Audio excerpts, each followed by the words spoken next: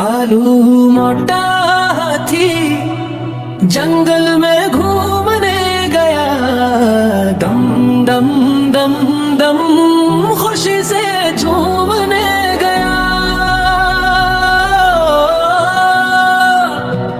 लंबी सूंड हलाता था, हल हल हल हल जाता था, सबको देख के हंसता था, गाता था। आलू मोटा हाथी जंगल में घूमने गया, चम चम चम चम मस्ती करूने गया। चिड़िया बोली चो चो चो, हाथी बोला हूँ, बंदर बोला खिले, सबने गाया धूम धूम धूम।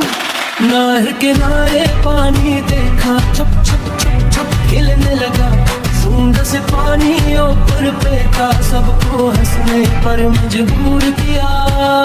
आलू मोटा हाथी सबका प्यारा दोस्त, भूले मटूले सा प्यारा, सबसे ज्यादा सबर का।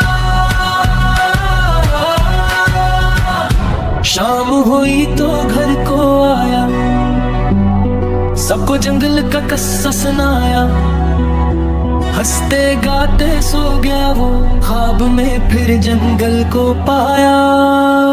आलू